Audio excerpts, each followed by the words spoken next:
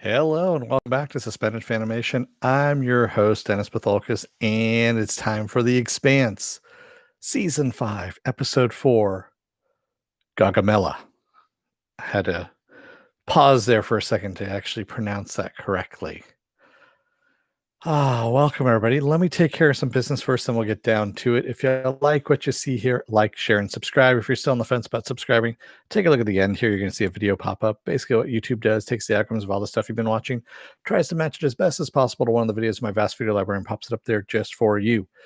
And if you want to know when I'm going live again next, you get the bell down below. It's a 50-50 chance of the YouTube actually notifying you. Best thing to do is go to suspendedfanimation.com. Take a look at the schedule up there. I change it out every week. Also, I have all the links to my social media here. Twitter, Instagram, Patreon. No tier set up on the Patreon because I'm waiting until I hit 1,000 subscribers. That way, when you give me money, I give you something in return. Also, I have the links to this YouTube channel, my Facebook page, and for those of you who still have Facebook, a Facebook group page where you guys can post stuff and chat amongst yourselves. All right. Spoiler alert, I am going to spoil the episode. If you have not seen the episode, go and watch it. Come on back. This will be a video you can comment down below in the comment section. All right? You've been warned. Holy fuckballs. Not one, not two, but 3 asteroid strikes. And we also got Avasarla to say fuck and motherfucker, which, I was actually really, really enjoying quite a bit. But yeah, fuck. Monica almost gets captured again.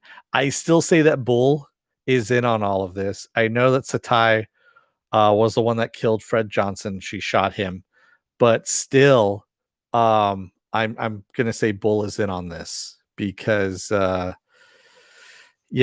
made it just I still say Bull is in on this. There were some things like where the protomolecule was in Fred Johnson's room. No one knew about this except for Bull. Yeah. Bull is going to be the new guy now, but still, I still say Bull was in on this. No one else really knew about that. And, other than Fred and of course Bull, because I'm pretty sure that Fred trusted Bull. But fuck. And Holden fighting that robot, man. He took a punch to the face with basically a steel girder. It's essentially he got kicked in the face with a steel girder, and he got up afterwards. I mean, come on. What does it take to knock Holden down at this point? Amos, in the meantime, is going to go and visit Peaches. Oh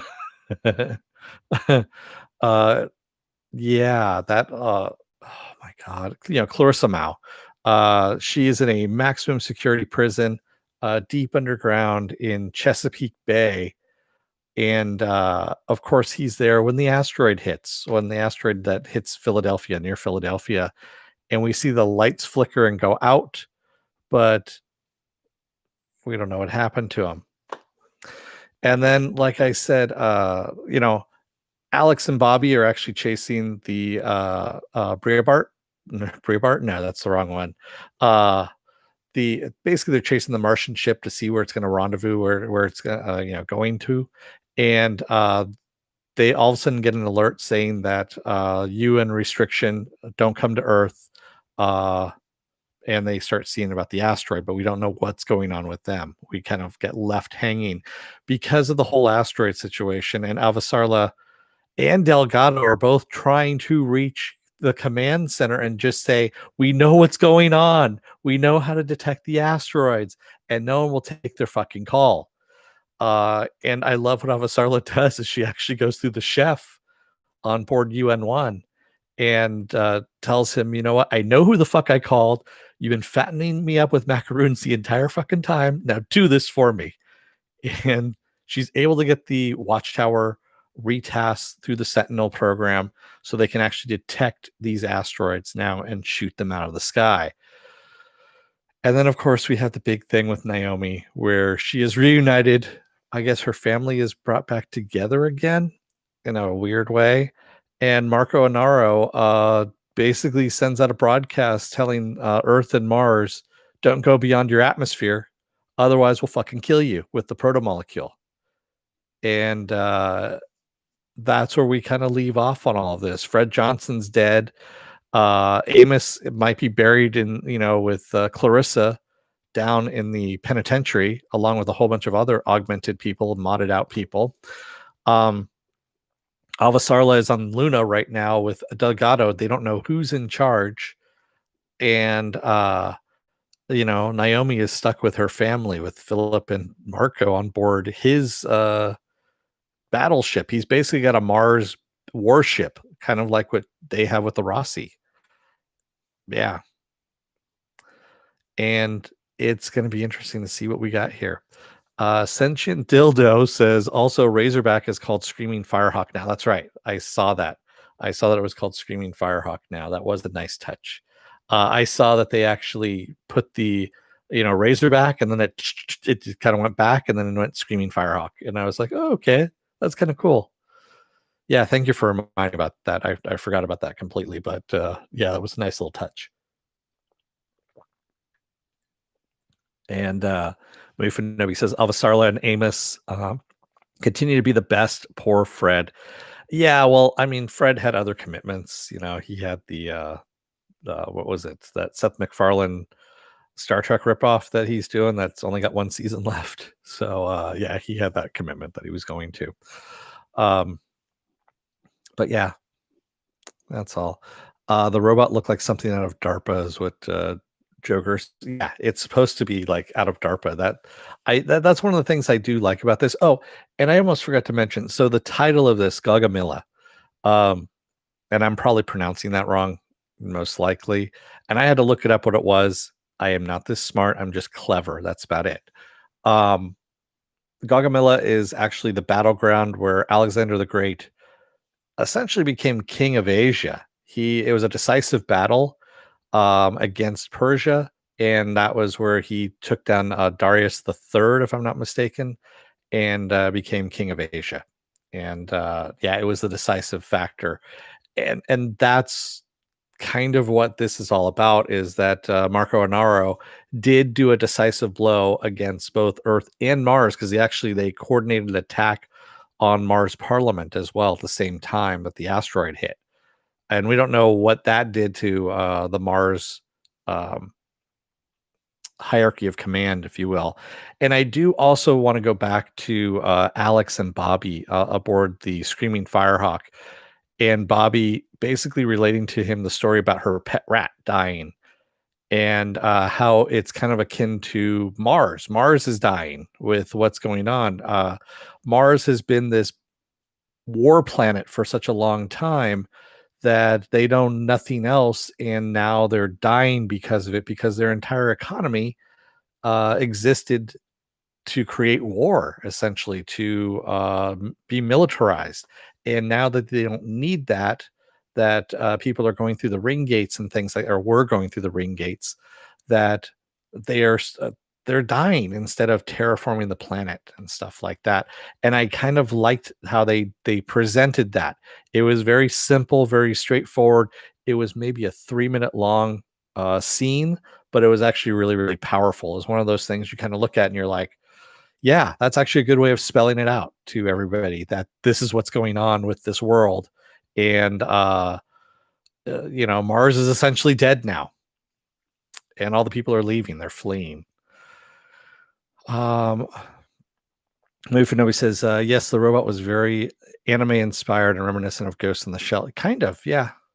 Sunshine Dildo says, yeah, Marco really thinks of himself as Alexander the Great. Even his ship name is Alexander related. Yes, true. That is correct. And Joker the Third says, Mars were badasses in season 1, and with the Iron Man marine suits. Yeah. Yeah, the exosuits were actually really kind of cool, but now that they are selling them out to anybody who'll pay, yeah, it becomes a bad situation now, and it's getting even worse. Especially now that Marco has basically told them, don't leave your atmosphere. You leave your atmosphere, and I'm going to set the protomolecule down on you guys and kill everybody on board on the planet. So, and I'm wondering if that's going to happen. I've not read the books, by the way, so I don't know where we're going with this. I kind of like to be surprised at this point, and I kind of like that. So this was surprising to me, especially seeing Gao. I kind of figured she was going to die, but I wasn't sure. But we still haven't seen a body yet. We just saw the ship kind of fly apart. Maybe she survived. I don't know, but we'll find out. You haven't read the books either, movie for Nova? Yeah. It's good stuff, though. I mean, I know that S.A. Corey, the two writers that are involved, are actually doing the scripts for the show as well. So this is, you know, pretty nice that they're doing this. Sentient Dildo says, "Don't forget Mars Parliament was destroyed too." Yeah, yeah. That I mentioned that Sentient Dildo that we didn't hear much about it. We just heard that they were attacked, and we haven't seen the aftermath of that about how far they went or how much of their leadership was destroyed. We don't know anything about that. We just know that how many episodes of season 10 words 789. And will this show ever continue? We have season 6 and that's it on Amazon Prime. Season 6 is supposed to be the last season on Amazon Prime. I don't know if it's the last season. I think what they're doing is with this experiment of um releasing an episode a week instead of just all at once. Um, Same thing happened with The Boys. People bitched and moaned about The Boys being released one episode a week, and it did so much for The Boys. I mean, and Amazon Prime as well. That you're going to see The Boys at least go into season 6, 7, and 8. Is what I'm thinking at this point. With this, I think it's going to bring more word of mouth. It's going to last longer. People are going to be talking about the Expanse more, kind of like they're doing with The Boys. I still see stuff for The Boys even now. What is it? Barack Obama even said it was one of his favorite TV shows of 2020. So stuff like that, when you are having that kind of word of mouth from people like that, and also just general people, and people are talking about it, and you're seeing ads, you're seeing people talk about it longevity wise, it does it's a better word of mouth, it's better advertisement, and it keeps it in people's minds longer, so they want to watch it more. Yeah. Word 789 says, yeah, because the TV show is well behind the books. Exactly. And that's the whole thing. I believe they said they're gonna speed up on season 6. I don't know if they're gonna do the 20-year jump, but I think that's what the plan is. I don't know. And then we'll go from there. I've heard about the 20-year jump. That's all I've heard. So yeah. Sentient Dildo says I like it better this way. Yeah, I prefer having it weekly. It's easier to digest. It's easier to. When I was trying to do episode season 4 of The Expanse and review it, people were like, "You're going too slow. Just do blocks of it." And I'm like, "Fuck, all right." So I just kind of did, blocks. I think I did what blocks of 3, something like that, and I wasn't enjoying it, honestly. And honestly, those videos, no one watches them. Not like you guys watch any of my videos anyway, other than the people that are here, that are actually live with me at this point.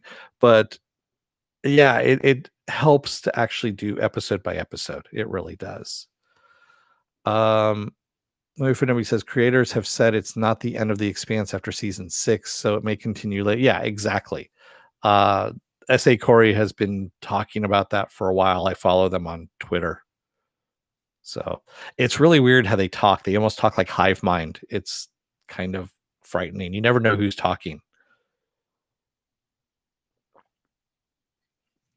Sentient Dildo says, no jump in the show. They'll end it before the jump. Okay. So they end it before the jump. Well, that makes sense. I mean, you end this book, if you will, and then again, it's like the telenovelas that I keep talking about. I've talked about this for years. The telenovelas, you have a contained story, you end it, and that's the end of your season, your episode, your I guess your story, if you will. Then you start a whole new one. You can use some of the same cast members or entirely different cast members, but it's in the same realm or the same world, and you can actually do it that way. That actually makes a lot more sense than, dragging something out for 15 seasons like The Walking Dead, and just being boring. Yeah. A Pen Farm Girl says, "I want all the books to be filmed. It's been so good." Okay, I trust your judgment in that.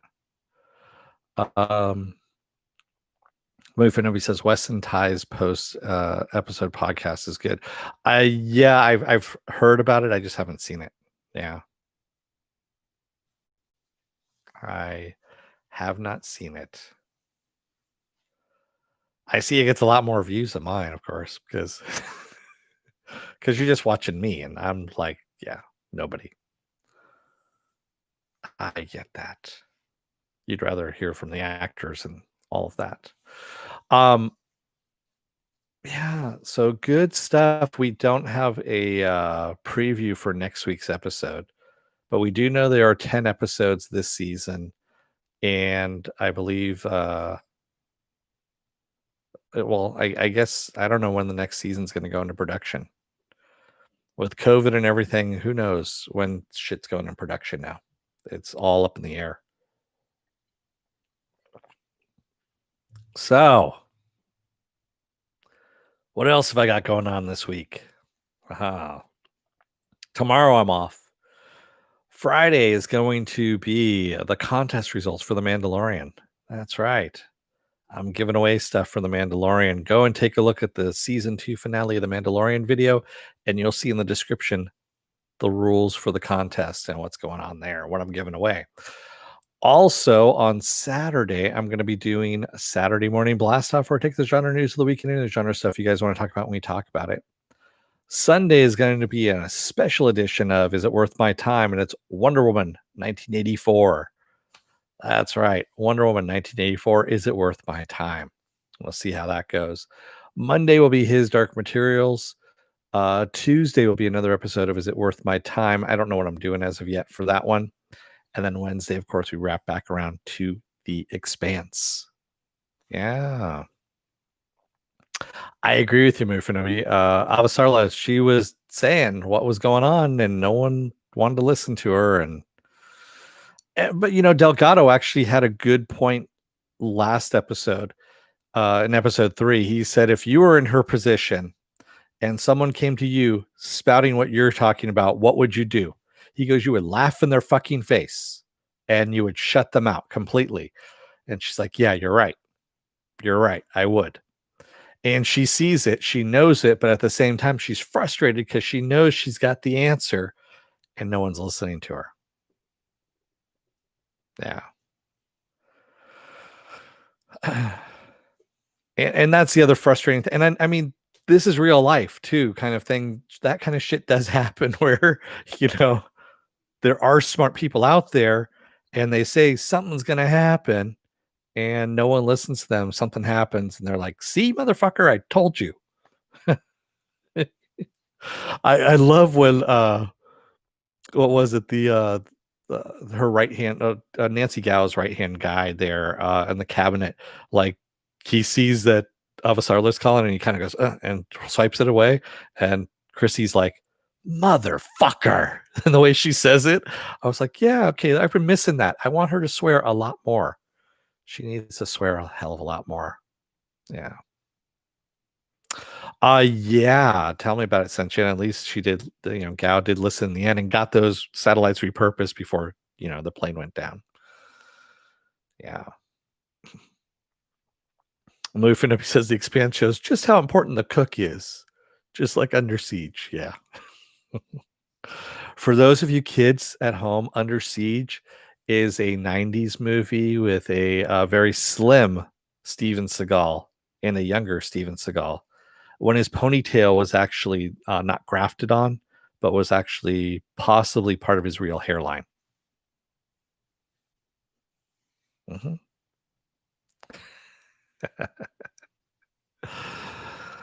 See, Mufinobi, I do the same thing. I quote movies from my childhood and, my 20s and stuff like that, and I gotta remember, kids don't know this shit anymore, so it's like, they've never seen it. Um, yeah. Tommy Lee Jones, exactly, Tommy Lee Jones, Under Siege. Uh, Interesting movie. And Erica Elnick. Yes, I do know these. This is just off the top of my head, by the way. That's what you get from me. Oh man. Sorry, I'm actually late with this one. I was dealing with housing stuff. So again, uh, you know, I'm selling my place that I'm here. Actually, I sold my place, I should say, and I'm moving. So yeah, I was signing papers, electronically signing stuff, and having to get stuff out of the way. We're old and experienced. That's what it's called. Moving up experience. So what was it? Sarla said, Nancy Gao tells her, "You're very persistent," and she goes, "I like to think of it as." Oh God, I can't remember what Sarla said, and Nancy's guy's like, "Yeah, you would think that." Yeah, I agree with you. Sentient moving is a bitch. That's why I have 5, 6 different moving companies that are bidding right now on how much they're going to charge to move me. So, and one has already said that whatever the lowest bid is, they will beat that no matter what. And it's like, all right, I've used you guys before, and I don't know if I want to, but we'll see. Yeah, but that gets all ironed out next week because it's Christmas. That's right. Yippee ki yay, motherfucker! Where am I moving to? The San Francisco Bay Area. Sentient. I'm going back home. It's actually where I'm from. So I moved down here to the San Diego area about 8 years ago, and got a much better job up in the Bay Area, and I'm going back. So yeah. And he's spending all the money from the sale on bubblegum and comic books. No, no, no. I'm also gonna spend it on probably a dark saber as well. That fucking Hasbro, man, they have to put out a goddamn dark saber, motherfuckers. They did. They actually put out a really good dark saber. If you haven't seen it, so Hasbro has the Black Series, Star Wars Black Series, which is where most of these characters are from. Actually, Han Solo there was my first Star Wars Black Series character that I bought, and pretty much everyone else around here is all Star Wars Black Series. And they just announced yesterday, I think it was the day before. No, it was Monday. That's right. It was Mando Monday. That's what it was. That they have the dark saber replica that lights up and everything for like $250, and I was like, motherfuckers, you know. So I was like, yeah, all right. I guess whatever proceeds I get from here, some of it's gonna go to that. It's got to at some point. Yeah.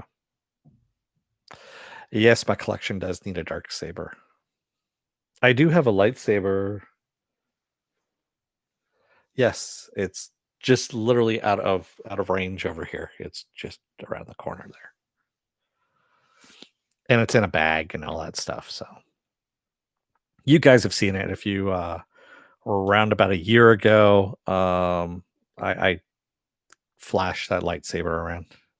I took my lightsaber out and showed it to everybody. I did. Yes, it will get a place of honor in the new home. It'll probably be someplace behind me, most likely, because I am that nerd.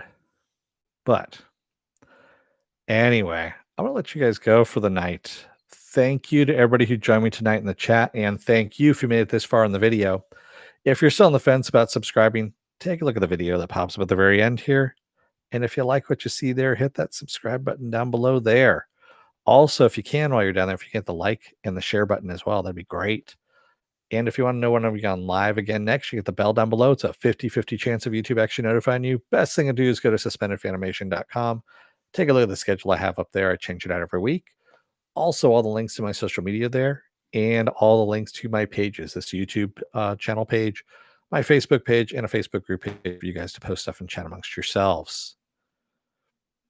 So with that said, I'm going to let you guys go for the night.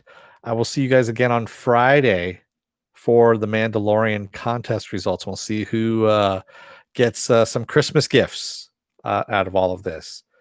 Remember, if you're in the continental United States, go back to that video and post a comment down below in the comment section. And if you haven't gotten a little heart on one of your, I don't care how many times you put a comment in, you're only going to get one entry per name.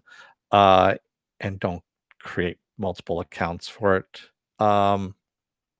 If you see a little heart on your comment, that means I've seen it, I've acknowledged it, I've put it up there, and yeah, you're in the contest there.